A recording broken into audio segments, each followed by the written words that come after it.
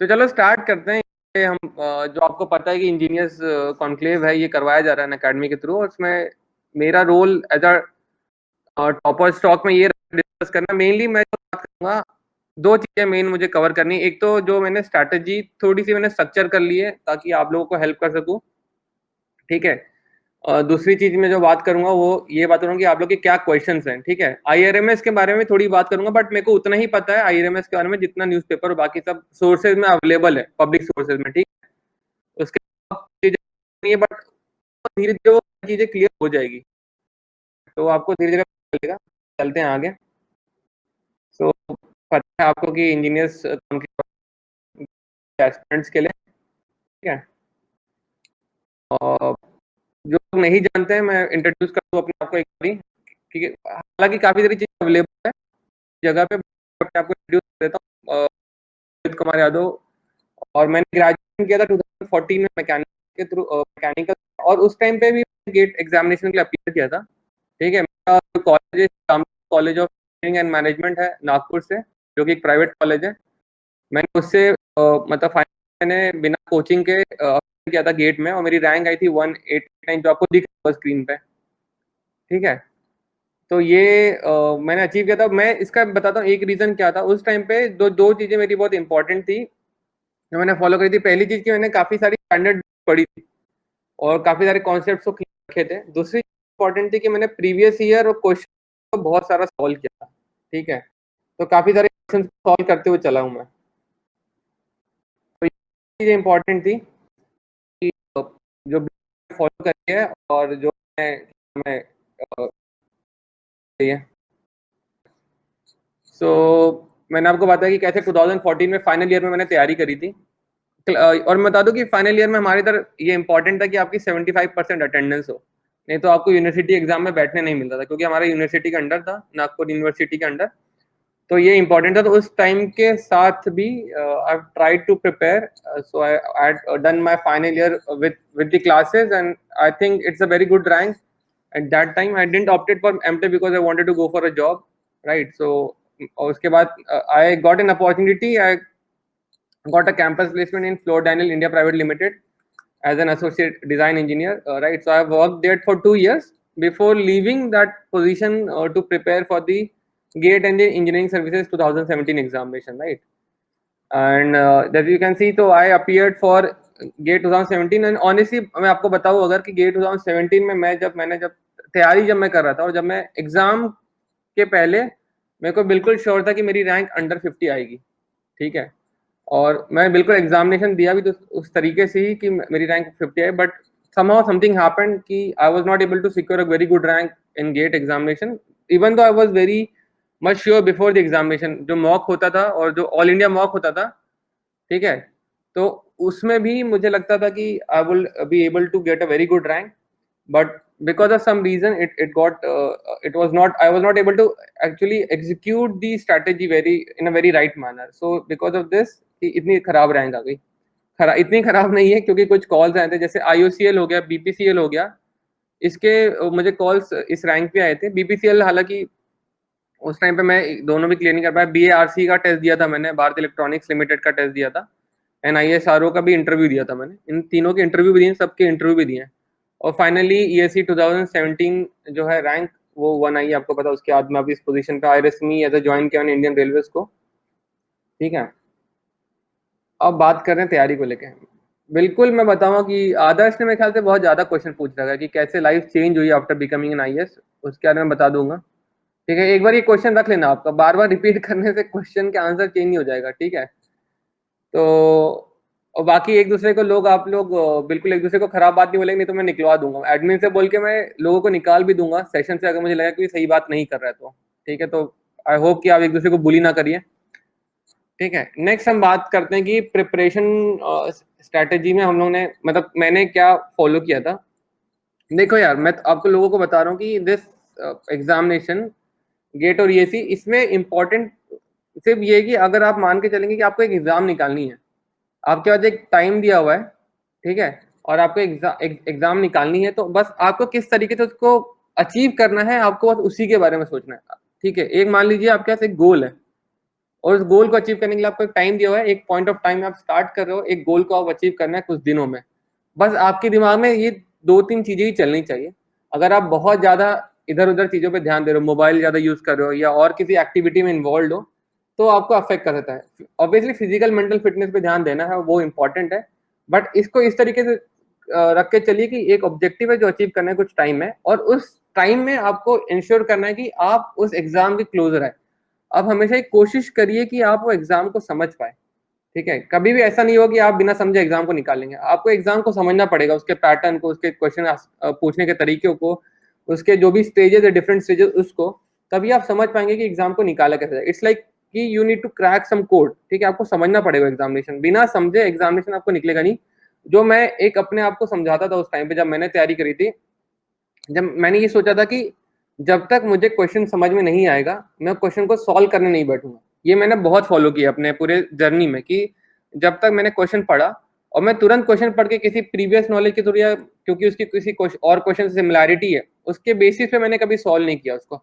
मैंने हमेशा उसको तभी सॉल्व किया जब मेरे को एकदम एग्जैक्टली क्लियर हो गया। और मान लो कि पूरा क्लियर नहीं भी हुआ है तो कोशिश करिए, बट किसी प्री एग्जिस्टिंग सिमिलैरिटी की वजह से उसको सिर्फ सॉल्व करने की कोशिश नहीं करिए। और यही हम लोग गलती कर जाते हैं। हम लोग पता है बहुत सारी बेसिक मिस्टेक्स होंगी आपकी जब आप क्वेश्चन लगाने बैठते हैं, आप सॉल्व करते हैं, आपको लगता है सही है, आप क्या नाम है जब आंसर देखने जाते हैं तो पता चलता है कि कितनी बड़ी गलती कर रखी है आपने।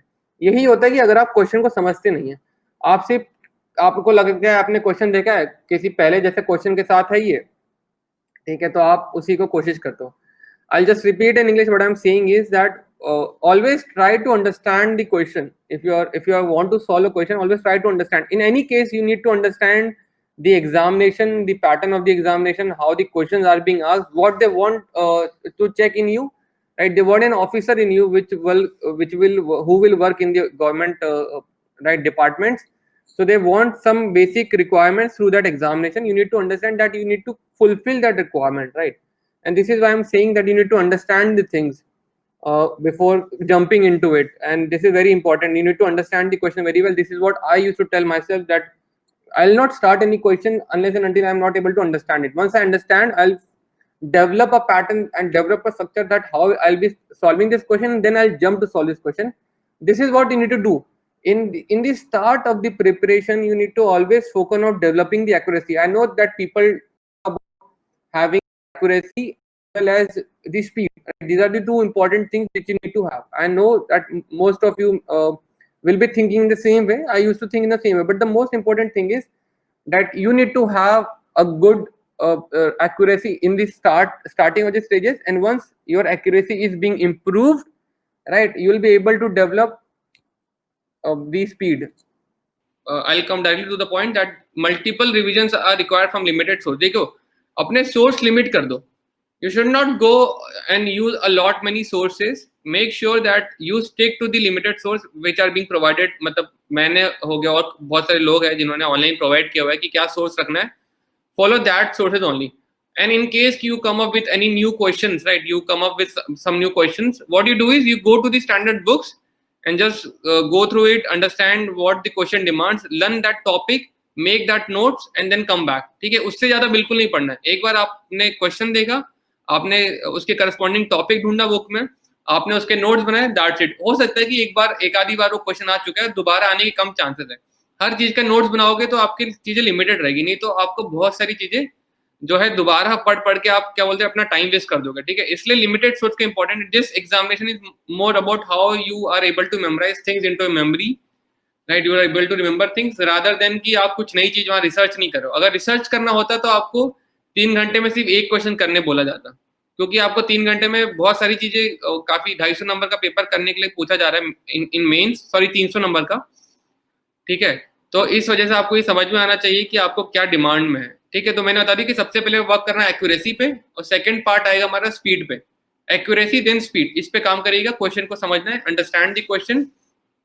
Next is solving previous year question. देखो यार, प्रीवियस ईयर क्वेश्चन में बता रहा हूँ कि आपका बहुत इंपॉर्टेंट पार्ट है. And how will understand the idea of this examination is through the previous year question. You'll go, there are many questions available, right, previous year, and also there are questions available from different coaching institutes and from different people who are giving you the example how the question will be asked. Now the important part is you need to understand the what the examiner or the examination wants, and for that what you need to do is you need to study the question को study करिए, समझिए कि question examination जब पूछा गया तो किस तरीके से पूछा गया, और अगर आप वहां पे बैठते तो आप किस तरीके से सोचते हैं, ठीक है।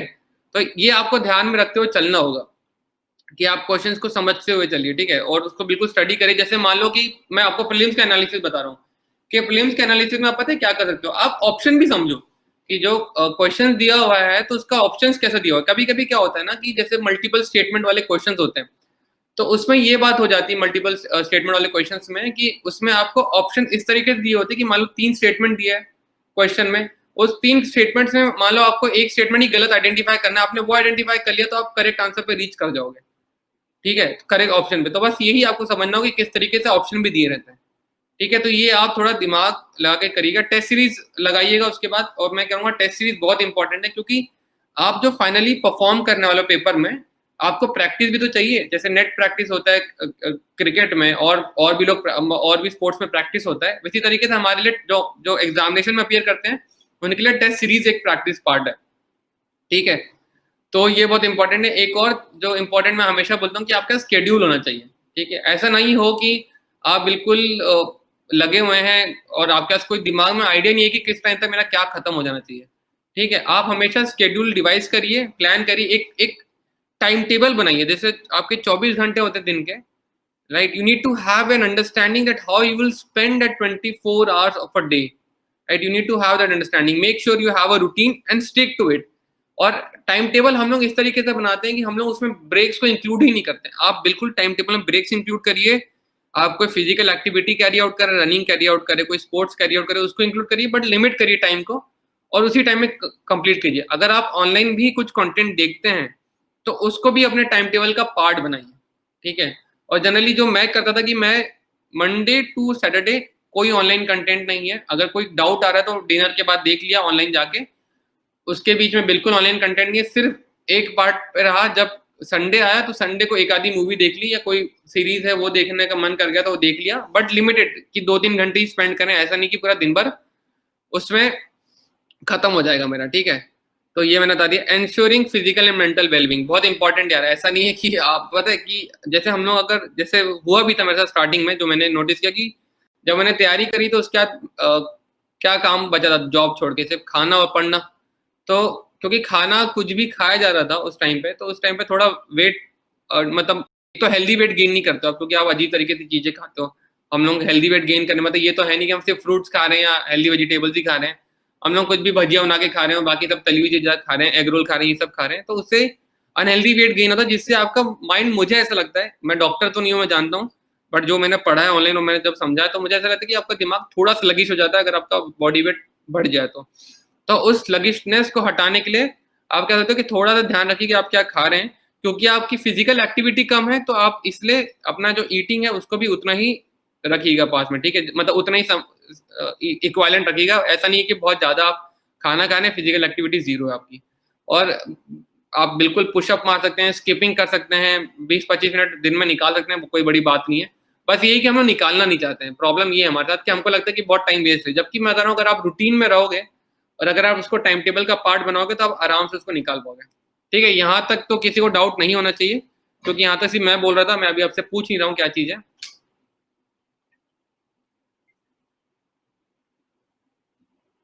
और एक और यार, ये जो सबका कॉमन क्वेश्चन है कि हाउ टू स्टे मोटिवेटेड, ठीक है। तो मैं बताता हूँ स्टे मोटिवेटेड का एक ही है कि इफ, जो ये मुझे कोट बहुत अच्छा लगता है, if life feels hard remember nothing last for ever, someday this will be behind you, someday you will B smiling again, ठीक है।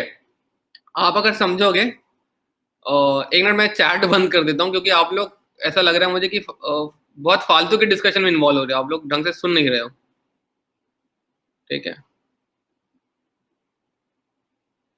चलिए चैट चलने दीजिए। अब लोग चैट मत करिएगा फिलहाल, चैट में कुछ मत पूछे, अभी आपको टाइम दूंगा मैं बिल्कुल पूरा सही से, ठीक है।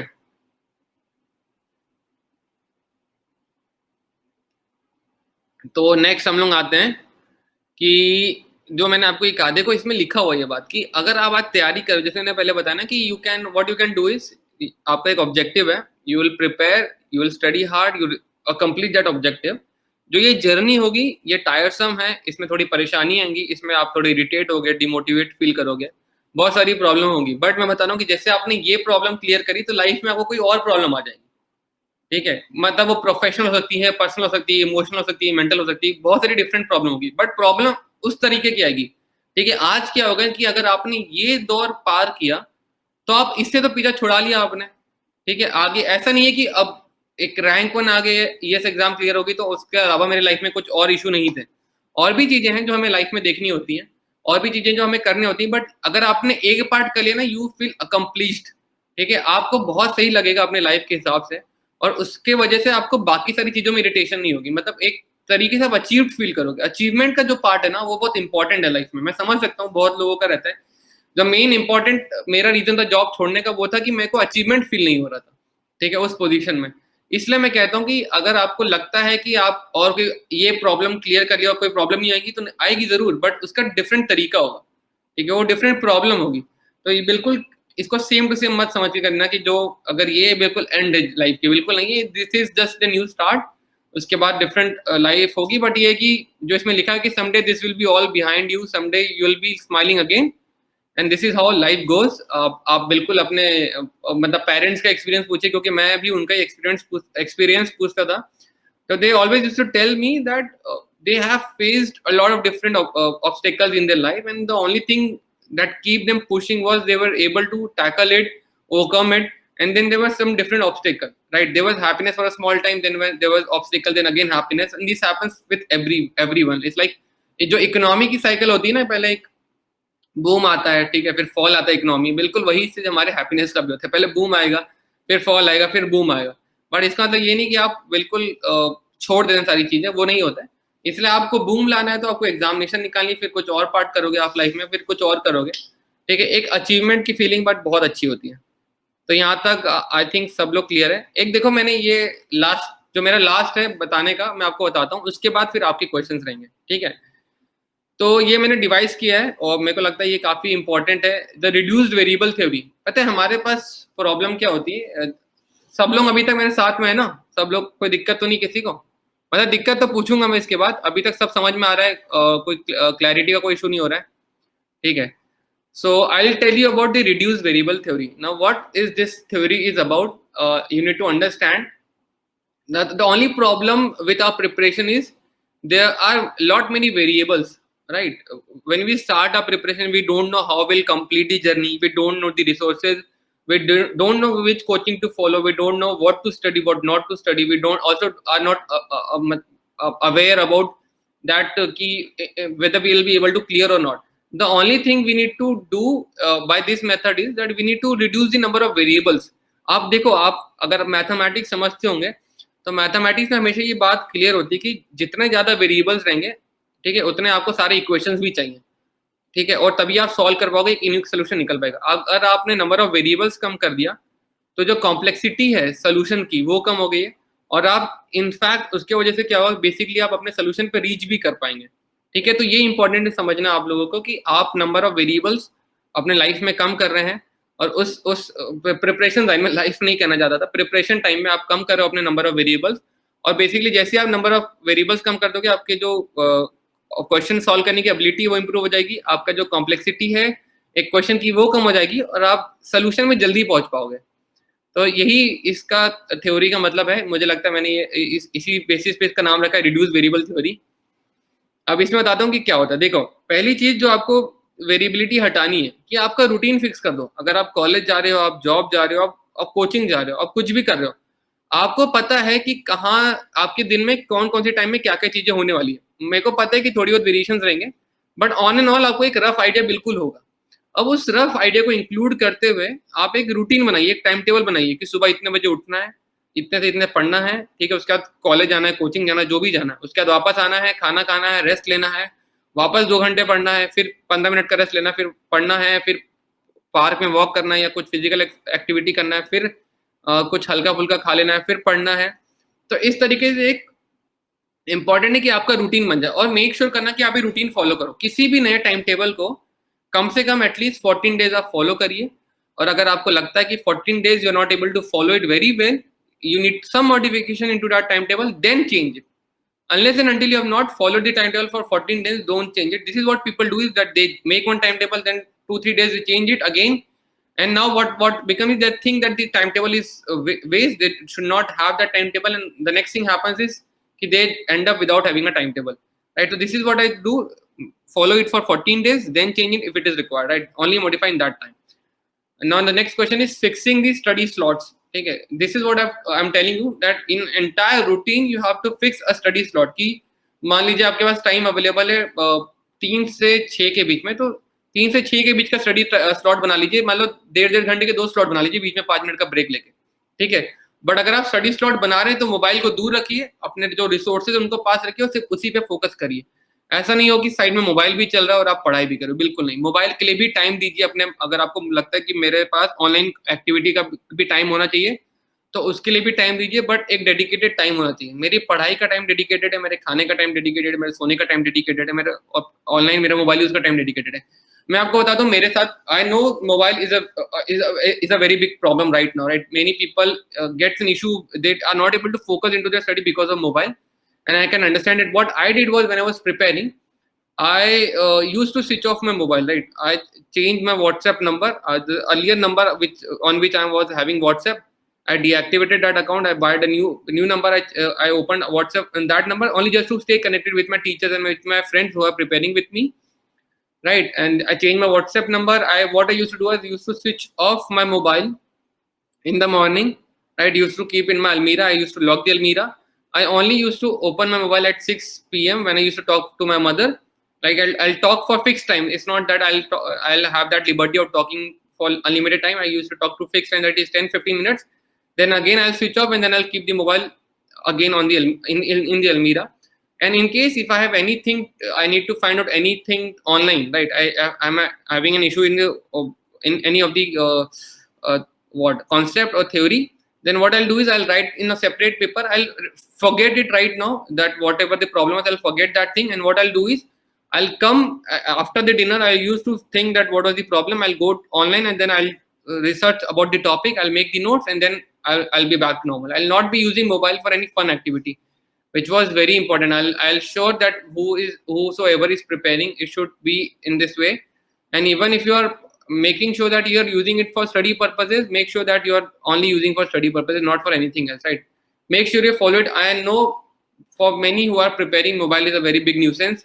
You need to, and also it's very important for our preparation, right? You cannot entirely skip having the online content. You need to have a very regulated use of that thing. And this is what you can there are many schedule planners in your mobile app, right? You'll be getting many notifications app. You can develop a notification app which will tell you whether to use, whether to not to use it, right? Make sure that you are using it very judiciously, otherwise it will be a very problem in your preparation, right? You'll always be very frustrated because of this use, right? You need to have a judicial use of your mobile. Next, I'll always tell you or told you that using the limited sources of study, right? And it is important. If you limit the number of variables regarding the study sources being limited down, what you can do is एक subject को select करो. मान लो कि thermodynamics है, तो thermodynamics मान लो आपके notes है, उसको सिलेक्ट करिए. आपकी जो स्टैंडर्ड बुक्स है आप उसको सिलेक्ट करिए, ठीक है? और कुछ नोट्स होंगे उसको सिलेक्ट करिए. टेस्ट सीरीज होगा आप उसको सिलेक्ट करिए. आप उसके सामने लिख लीजिए कि ये सारे मेरे रेफरेंसेस हैं, इनके अलावा कहीं नहीं पढ़ना. आप हर चीज को लिखते हुए चलिए. So whenever you write the resources in front of the subject, what will happen is that you know कि what are the limited you need to pursue in order to get the understanding of the subject.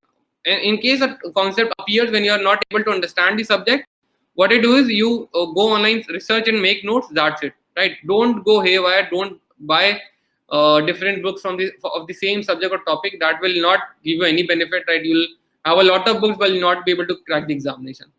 Okay. Next is what I've already told you, dedicated time for online activity. This is also variable, right? Whatever you do is you any random time you use your mobile, you start using your mobile, right? And what is the problem with this is that once you start with something else, you end up with something else, right? There are notifications coming in. You go to even though you are going to study newspaper, you will study a lot of news, and then you reach to something else. You start from some different point, you'll end up at a different point. And this is why it is very important to dedicate the time of online activity. You just have to fix it, that what is the dedicated time, what is the time you'll be using it, and that should be the end, right? You cannot go for the different thing. before using your mobile, you just keep in your mind that what is the reason I'm using it, right? If I'm using it for this purpose, make sure that once the purpose is being fulfilled, you stop the usage of a mobile or the internet, right? Make sure that you have this habit. Otherwise, it will definitely give you bad results in your examination, right? Please mark my word, this is very important. Next is pre-decided cool-off period. Now, what happens with many people is they actually plan the study. सब कुछ plan करते हैं, बहुत routine plan करते हैं, but उनके routine में cool-off period ही नहीं है.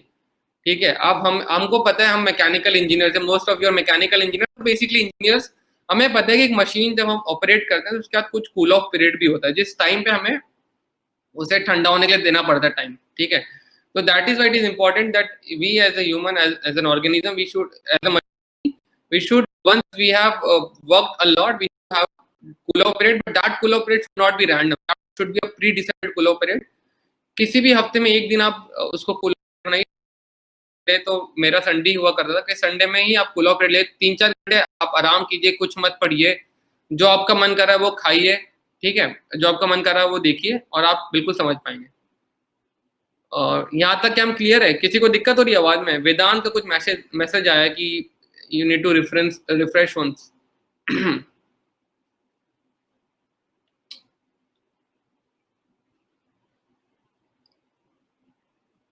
All good ना? ठीक है, थोड़ा ब्रेक हो रहा है.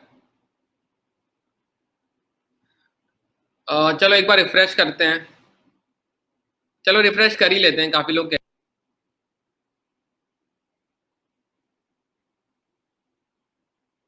ठीक है, रिफ्रेश हो गया.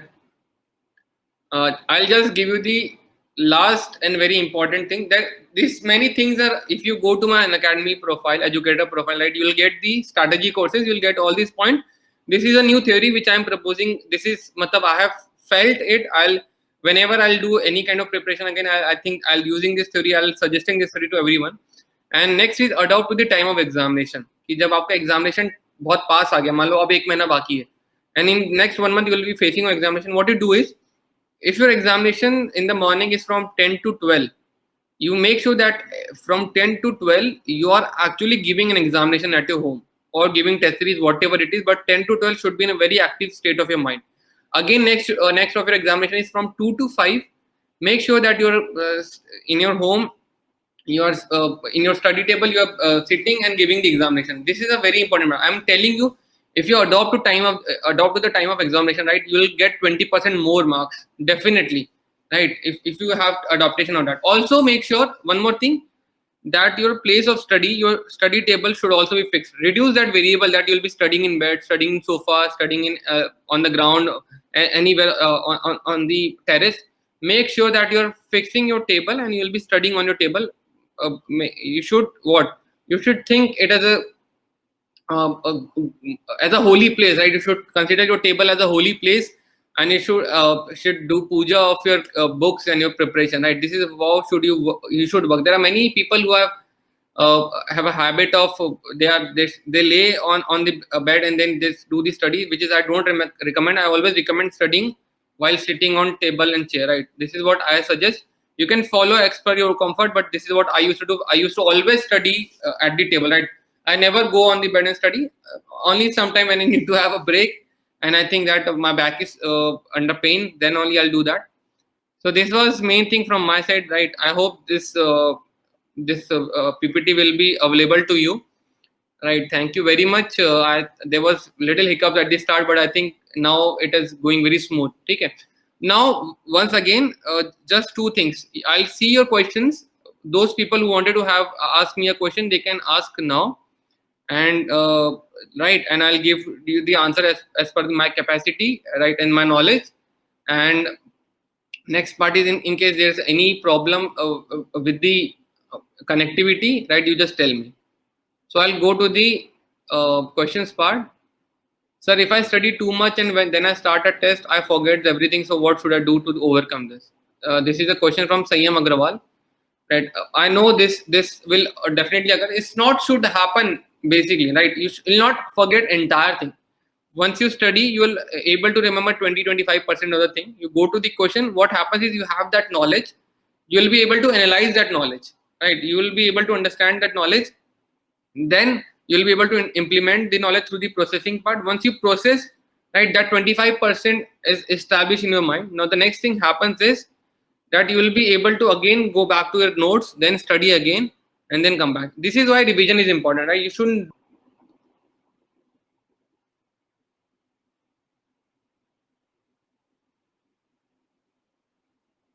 विजिबिलिटी है ना अभी, देखो यार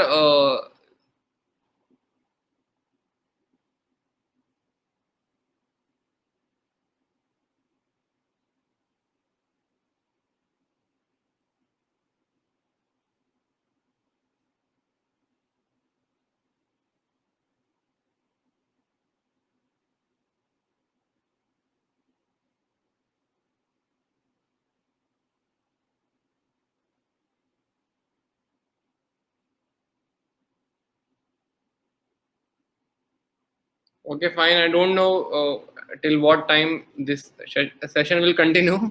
I'll take few questions in next 10 minutes, then we'll wrap up this session.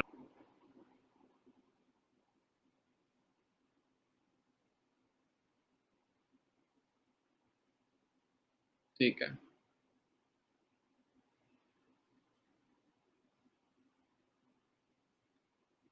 जो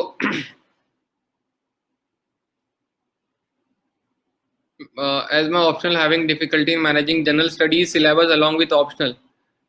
यार जनरल स्टडीज सिलेबस जो आप बता रहे हो बेसिकली मैनेज करने में इशू हो रहा है ऑप्शनल के साथ साथ, तो वो डिफरेंट पार्ट समझ के करो आप, ठीक है. जो आपका ऑप्शनल वाला पार्ट है उसको एज अ डिफरेंट परस्यू करो, और जो जनरल स्टडीज वाला पार्ट है आप उसको एज अ डिफरेंट जो है परस्यू करते चलो. दोनों मतलब सेम मत मानते चलना, ठीक है. कि बहुत लोग होते हैं जिनका ऑप्शनल इस तरीके से होता है कि उनको वो चीज आपके इसमें जनरल स्टडीज में भी हेल्प करेंगी. हमारे केस में नहीं है क्योंकि हमारा प्योर मैकेनिकल एज ऑप्शनल है, ठीक है. बट उस केस में तभी भी आपको ये मान के चलना है क्योंकि आप मैकेनिकल आप इंजीनियर हो तो आप उस चीज में कंफर्टेबल हो और एक टेक्नोलॉजिकल एस्पेक्ट में इन्वॉल्व हो, ठीक है. तो आपको बाकी सब जनरल स्टडीज को अडॉप्ट करना पड़ेगा, ठीक है. बाकी काफी लोग ने इसके बारे में बोला भी होगा, मुझे पता है. Did you follow upon your studies very rigorously when you were working for 2 years? If yes, how did you manage to do amid this tight schedule? I was not doing study. जब मेरे 2 साल की job पे मैंने सिर्फ 1.5 साल बिल्कुल मस्ती मारी है, ज़्यादा पढ़ाई नहीं किया है, ठीक है. उसके बाद जब मैंने स्टार्ट किया प्रिपरेशन तो 6 महीने जॉब के साथ प्रिपरेशन किया हुआ है. तो उस टाइम पे it was very difficult. I am telling you that I was feeling like a robot कि मैं सुबह उठ रहा हूँ, ऑफिस जा रहा हूँ, ऑफिस में जो टाइम मिल रहा है बीच में जो पढ़ रहा हूँ उसमें थोड़ा अपना प्रिपरेशन कर रहा हूँ, ऑफिस से वापस आ रहा हूँ, फिर प्रिपरेशन कर रहा हूँ, रात को सो रहा हूँ, सुबह उठ रहा हूँ. बिल्कुल इस तरीके से मुझे टाइम लगने लगा था. बिल्कुल मैंने अपनी मम्मी को भी काफी बार कन्वे किया ये बात कि मेरे को काफी रोबोट टाइप फीलिंग आ रही थी. बट ये है कि ये होता ही यार, जो भी तैयारी करेगा इस तरीके से उसके साथ ये दिक्कत होनी वाली है. कॉलेज के साथ साथ प्रिपेयर करना डिफिकल्ट पड़ता है, क्या करें. मेरे को लगता है जो ये क्वेश्चन कह रहा है ना बिल्कुल ही ज्यादा मतलब मुझे बिल्कुल सही नहीं लग रहा है. मैं बताऊँ क्यों. क्योंकि कॉलेज में आपको क्या करना है, आपको इंजीनियरिंग ही पढ़नी है और आपको एग्जामिनेशन क्या देना है, इंजीनियरिंग एग्जामिनेशन देना है. तो आपको बस ये करना होगा कि यूनिवर्सिटी का जो एग्जामिनेशन है उस और ये जो एग्जामिनेशन है बस यूनिवर्सिटी एग्जामिनेशन के हिसाब से वो प्रिपेयर करिए और इस गेट और ईएसी के हिसाब से ये वाला एस्पेक्ट प्रिपेयर करिए. बाकी आपका जो बेस नॉलेज है जो आपको पढ़ना है सब्जेक्ट वो ऑलमोस्ट कॉमन में है, ठीक है. मैं मानता हूँ कि जिसने अगर अपने कॉलेज का टाइम सही यूटिलाइज किया है ना उसको डेफिनेटली प्रिपरेशन में हेल्प मिलने वाली है. मैं आपको सही बता दे रहा हूँ ये बात कि अगर आप सही से यूटिलाइज करोगे अपना टाइम अभी तो आपको डेफिनेटली मिलने वाला है, मतलब एडवांटेज बाद में मिलेगा, ठीक है. उसके बाद काफी रिकरिंग क्वेश्चन है.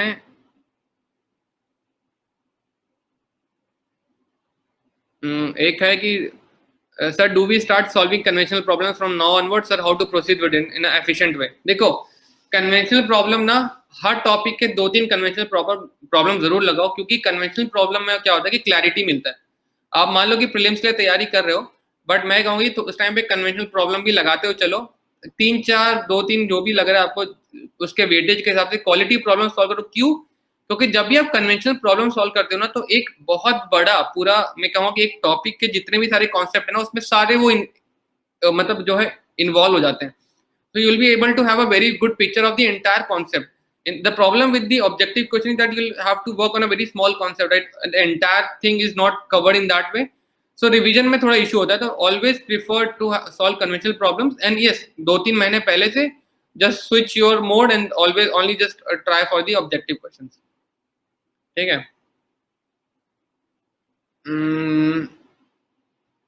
Then again I think in the question section it is again repeating the question.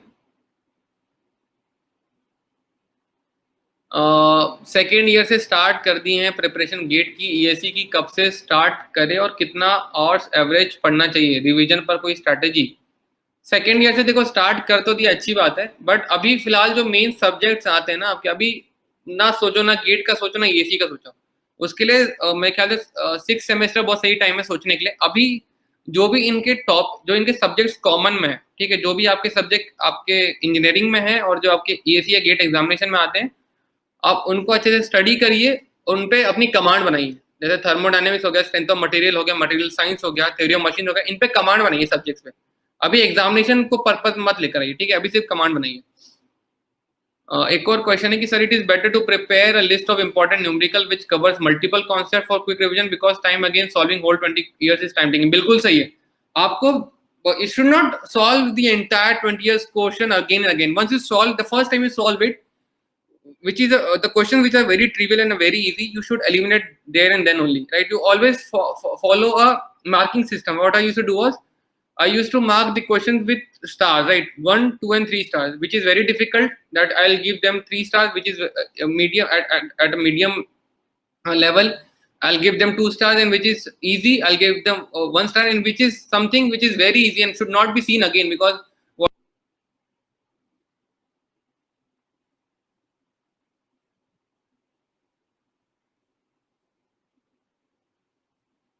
यार आवाज क्लियर है अभी?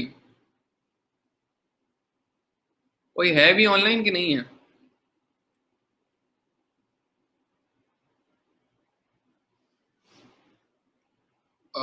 पता नहीं क्या हो रही है. ठीक है, तो मैं कहाँ पे था? हाँ, कि आपको इस तरीके से you need to switch and stop solving again the entire 20 years. You need to make sure that you have a bunch of very good and very important questions from the previous year, right? You shouldn't have to that bunch. ठीक है, यहाँ तक clear है? अभी सब मेरे साथ हैं, आवाज आ रही है? हालांकि काफी टाइम, 15 मिनट एक्सीड हो गया टाइम. तो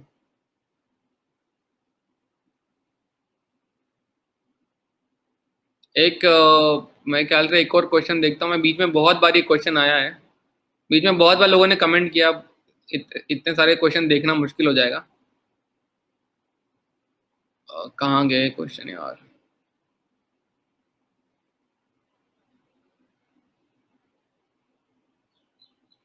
एक अमित यादव क्वेश्चन है कि sir it is it possible to finish prelims preparation in 5 months, August to December? यार you will be able to, देखो this is what you need to develop a schedule. I can not tell you. when I started my preparation, I got the time from August to December only, and I was able to complete the preparation, but with the help of coaching, right? I was not studying on my own. So this is what I'm telling you, that you will be able to you have to plan your preparation. I planned it very well, and I was able to solve it, right?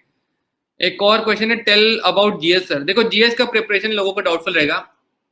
देखो ऐसा है ना कि उसके notes available है market में, ठीक है, आप उसके नोट्स लीजिए, आप उसको पढ़िए, बहुत सारे क्वेश्चन लगाइए उसका, ठीक है, और उसी तरीके से सॉल्व होने वाला है. आपको हर जो टॉपिक है ना, उस टॉपिक के बारे में पढ़ना पड़ेगा और उस टॉपिक की नॉलेज डेवलप करनी पड़ेगी.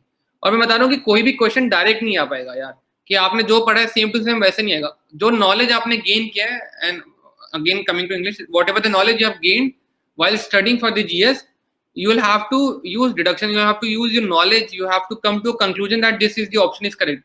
आप बता रहा हूँ कि आपको बहुत सारे इसमें होगा कि आपको मल्टीपल स्टेटमेंट्स रहेंगे, उसमें से आपको ऑप्शन करेक्ट चूज करना पड़ेगा. Based on that knowledge which you are having, what will happen is that you will be able to mark the right answer. ठीक है, ये चीज होगी कि आपको सिर्फ राइट आंसर ढूंढने में मिलेगी मदद. बाकी ये बिल्कुल ऐसा नहीं होगा कि आपने जो पढ़ा है बिल्कुल वैसी की वैसी चीजें आने वाली है, कभी नहीं होता. यूपीएससी में तो पॉसिबल ही नहीं है. ठीक है, एक आईआरएमएस का क्वेश्चन मैंने स्टार्टिंग में काफी देखा था, तो मैं उसके बारे में बता दूं कि बेसिकली उसमें आईआरएमएस में अभी प्लान हो रहा है कि डिफरेंट एग्जामिनेशन होगी, ठीक है, इंडियन रेलवे की वैकेंसी को फिल करने के लिए. वो किस तरीके से होगी, क्या होगी, इसके लिए आपको नोटिफिकेशन आएगा और उसके बाद आपको मतलब न्यूज में ही पता चलेगा.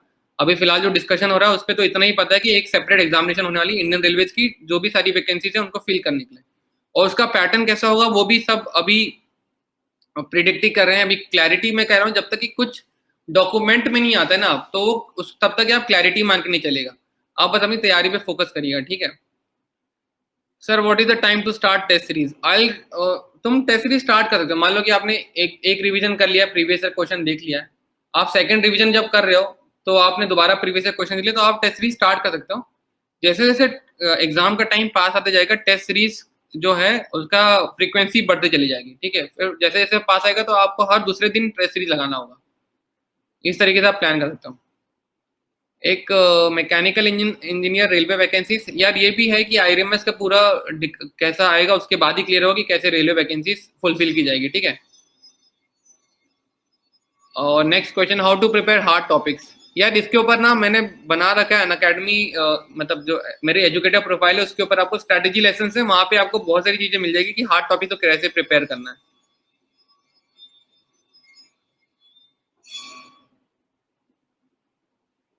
प्रांजल, जो तुम्हारा क्वेश्चन है ना कि रिवीजन स्ट्रेटेजी कैसे होनी चाहिए, उसके भी मैंने बना रखा है। अच्छा, एक चीज होती है, share mistakes you made while preparing for IAS examination. Mistakes GATE के लिए मुझे पता है क्या गलती हो गई थी, और वो भी रादर देन स्ट्रैटेजी। मैं आपको गेट का बताता हूँ कि गेट में क्या प्रॉब्लम हुई थी, ठीक है, क्योंकि मेरे को वहां मिस्टेक लगती है। आईएएस के एग्जामिनेशन के लिए मैं ऑनेस्टली बता रहा हूँ ना कि मेरे को लगता है कि जो मेरा बेस्ट परफॉर्मेंस था ना, मैंने वही दिया है, ठीक है। कि मिस्टेक्स अगर मैं कंसिडर करूँ ईएससी एग्जामिनेशन में, हाँ एक जो गलती करी थी मैंने कि जब मेरा बीपीसीएल का इंटरव्यू बीच में आ गया था, और बीपीसीएल इंटरव्यू मैंने जब दिया था मैंने, तो मैं उसके इनिशियल राउंड में सिलेक्ट नहीं हुआ था, ठीक है। उसमें जो जीडी वाला पार्ट होता है, तो जीडी इनिशियल वाले में ही मैं सिलेक्ट नहीं हो पाया, तो वहां पे मेरे को बहुत बुरा लगा था। उस चक्कर में मेरा एक हफ्ता बर्बाद होता। उस चीज की वजह से, बीपीसीएल की वजह से मैंने अपनी एक हफ्ते मैंने तैयारी बिल्कुल नहीं करी थी, मैं काफी ज्यादा परेशान था उस चक्कर में। तो वो एक था कि जो मैंने गलती करी होगी। उसके अलावा मेरे को लगता है कि ईएससी को लेके मैंने काफी अच्छी स्ट्रेटेजी प्लान करी थी, जो कि मैंने आपके लिए बताई भी है, और वो आपके लिए हेल्प करेंगी, ठीक है।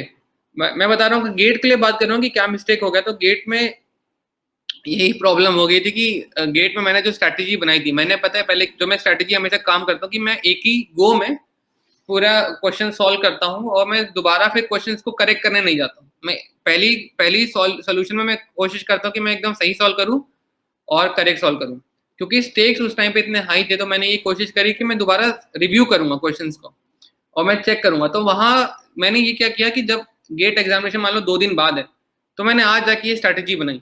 अभी स्ट्रैटेजी मैंने चेक नहीं करी, मैंने इसको कहीं पे फॉलो नहीं किया, मैं पहले किसी और स्ट्रैटेजी से काम करता। ये स्ट्रैटेजी चेंज करने की वजह से क्या हुआ कि मैं एग्जीक्यूट नहीं कर पाया सही से।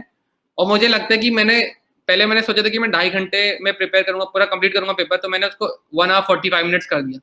तो जिस वजह से बेसिक टाइम पे बहुत गलतियां हो गई, और इसकी वजह से मैं शायद पेपर सही से सॉल्व नहीं कर पाया। और सेकंड चीज ये भी था कि यार मैं उस टाइम पे मैं सुबह कुछ खा नहीं पाया था, मेरा सेंटर बहुत दूर था और मैं सुबह जल्दी उठ गया था, तो मैं से कुछ खाया नहीं गया। और मेरे को बीच में तो कुछ भूख नहीं लगी, बट पेपर के बीच में मुझे काफी ज्यादा थोड़ा सा मतलब भूख लगी थी, चक्कर से आ रहे थे। उसकी वजह से मुझे लगता है कि थोड़ा पेपर खराब हो गया था। ये एक गलती हो गई थी, बाकी प्रिपरेशन टाइम में गलती तो नहीं लगी थी। What do you do when you stuck at questions? मतलब मनीष ने कहा कि यार रियली गेट डिप्रेस। देखो ऐसा है कि क्वेश्चन पे अगर स्टक कर रहे हो ना, तो मेक श्योर करो कि आप उसको समझो। और यार अब के टाइम में तो मैं कह रहा हूँ कि बिकॉज ऑफ जियो और बिकॉज ऑफ ऑनलाइन कंटेंट इतना ईजी है ना, कि आप आराम से आपको आंसर मिल जाएंगे आपके सारे क्वेश्चन के। आपको बस ये क्वेश्चन कोशिश करना है कि आप अच्छे से समझ रहे हो उसको और एग्जीक्यूट कर रहे हो आपके अपने प्लान को, ठीक है। बस आपका अगर प्लान सही से एग्जीक्यूट होते हुए चला गया ना, डिप्रेशन आपको बिल्कुल नहीं आने वाला है। ये चीज आप मान के रखिएगा, ठीक है। प्लान सही से एग्जीक्यूट करते हुए चलना है आपको। एक second,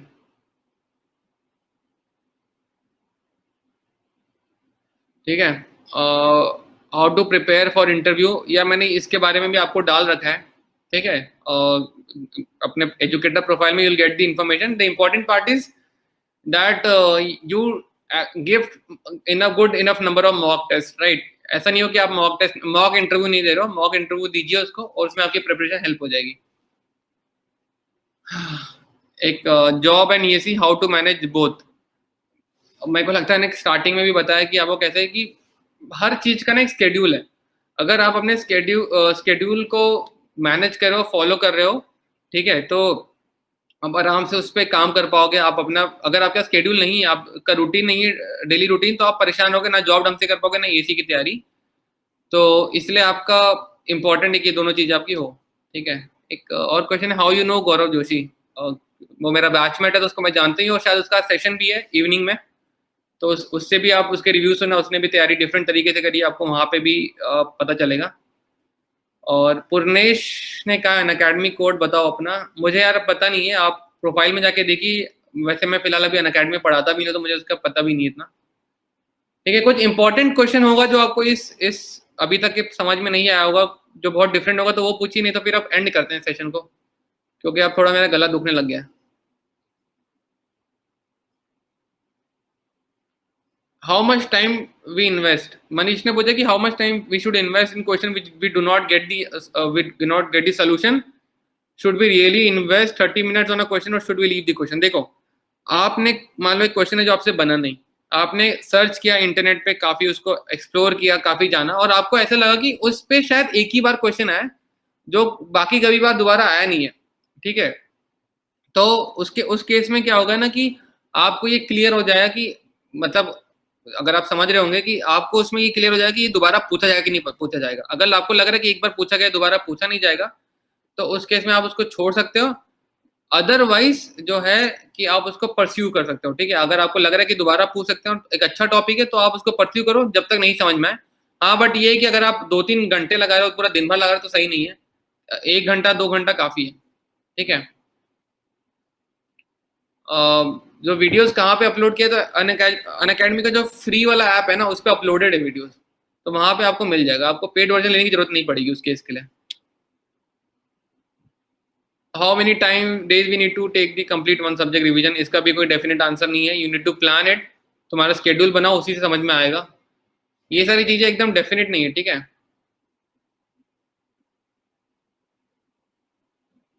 sir, I am third year automobile engineering student and I want to do further studies. So should I go for total syllabus of mechanical or do my automobile subject? यार ये अपना अपने सीनियर से पूछो, क्योंकि जो automobile में है, जिन्होंने मैकेनिकल ऑप्ट किए, अपने ही सब्जेक्ट रखा है, आप उनसे एक बार पूछिए, आपको समझ में आएगा। शुभांशु ने पूछा है कि how many revisions are good? ये अच्छा क्वेश्चन है। कम से कम 5 रिवीजन, और जो टफ सब्जेक्ट होंगे कम से कम उनके 7-8 रिवीजन। मेरे को लगता है ये जो है बहुत अच्छा क्या नाम है, होगा आपका रिवीजन करने का स्ट्रेटेजी, कि आप इतने रिवीजन करें, मिनिमम 5 करिए, और जल्दी जल्दी करें, तो आपको बहुत हेल्प होने वाली है। There are many educators on academy for one subject, how to select best teacher. जिनके रिव्यूज अच्छे होंगे उनको आप उनका कोर्स कर सकते हैं। मैंने भी स्टार्टिंग में जो बनाया है, क्या बोलते हैं, कोर्सेज टेक्निकल वाले, तो उसमें थोड़ी क्वालिटी का इशू लोगों ने बताया, और कंटेंट मतलब, क्योंकि मैंने उस टाइम पे पेपर पेन पे बना बना के किया था, उस टाइम पे वो सही से नहीं आया, तो लोगों ने वो कहा, बाकी लोगों का जिनका अच्छा रिव्यू होगा, आप उनको फॉलो कर सकते हैं। रिवीजन पे कोई स्ट्रेटेजी, वो भी आपको मिल जाएगी, ठीक है। यार, तो मुझे लगता है कि अब काफी सारी चीजें ऐसी हैं जो आपको अनअकैडमी, जो मेरा है ना एजुकेटर प्रोफाइल, आप फ्री ऐप डाउनलोड करिए, अनअकैडमी ऐप, और वहां पे आपको बहुत सारे जो स्ट्रेटेजीज है वो अवेलेबल है, और जिसपे मैंने वो सारी बातें कर रखी हैं, ठीक है। तो वो अब सब लोग, आप लोग वही क्वेश्चन पूछ रहे हैं, मैं समझ सकता हूँ कि आपके ये बहुत बेसिक क्वेश्चन है। कोई इंपॉर्टेंट क्वेश्चन दिखेगा तो मैं जरूर आंसर करूंगा, बाकी जो आप क्वेश्चन पूछ रहे हो, आपको सारे आंसर वहां पे मिल जाएंगे। मैं तो आपको बता रहा हूँ, 2 चीज इंपॉर्टेंट है। पहली चीज कि अपनी स्टडी स्टार्ट करो, रुको मत। जो भी फालतू के आपके जो भी चीज आपको रोक रही है, जो भी आपके बहाने हैं, ठीक है, उन सबको छोड़ दो। वो सब बहाने कोई नहीं पूछेगा आपसे। अगर आप पेपर नहीं निकाल पाओगे ना, 2-3 लोग आएंगे आपके पास जिनके बहाने पूछेंगे, 2-3 बार आपसे बहाने सुनेंगे, उसके बाद सुनेंगे भी नहीं। तो कोई आपके बहाने पूछने नहीं वाला है, तो वो बहाने का कोई सेंस भी नहीं बनता है। मेन काम बस ये होगा कि अपना जो सेकंड काम है, अपना स्केड्यूल बनाओ, फॉलो करो, और कंप्लीट करो, ऑब्जेक्टिव मतलब रीच करो। बहाने वाने छोड़ो यार, बहाने वाने बहुत लोग दे देंगे आपको, और बहुत बहाने हर बार सुनते हैं हम लोग, उससे कोई मतलब नहीं है। इनफ इन्फॉर्मेशन अवेलेबल है, फिक्स कर लो कि ये स्ट्रेटेजी फॉलो करूंगा, इसी को अचीव करना है, और बस उसी पे फॉलो करिए। जो स्ट्रेटेजी बनाई है बस उसी को कंटिन्यू करें, और आपको रिजल्ट मिल जाएगा। मैं बता रहा हूँ आपको कि इसी तरीके से होता ही है, हर साल लोग इसी तरीके से निकालते हैं। कुछ बहुत अलग नहीं कर रहा है कोई। मैं बता रहा हूँ, एग्जामिनेशन में कोई आपको नया प्रोडक्ट नहीं बना देना कि आपको प्रोडक्ट बना दियो नया, ऐसा कुछ नहीं करना है। You need to follow just the basics, You need to study hard, prepare hard, you need to do smart work and then you'll be getting the clearing the examination, ठीक है? हाँ, और किसी को कुछ डाउट? मेरे को लगता है अब सेशन एंड किया जाए क्योंकि अब काफ़ी लंबा हो गया सेशन, ऑलमोस्ट डबल टाइम हो गया।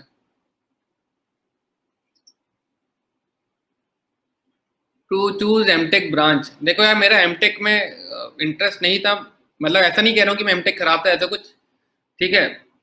मुझे हायर स्टडीज़ के लिए अगर जाना था तो एमबीए ही करता मैं, तो मैंने एमटेक के बारे में ज़्यादा रिसर्च करी नहीं है। तो आप अपने सीनियर से पूछ सकते हो या मेरे को लगता है गौरव आपको अच्छा बता देगा एमटेक ब्रांच के बारे में, अगर उसने रिसर्च करी होगी क्योंकि उसने गाइड किया लोगों को, ठीक है? तो आप उससे पूछ सकते हो। ठीक है, डन करें सेशन? किसी को कुछ बोलना है?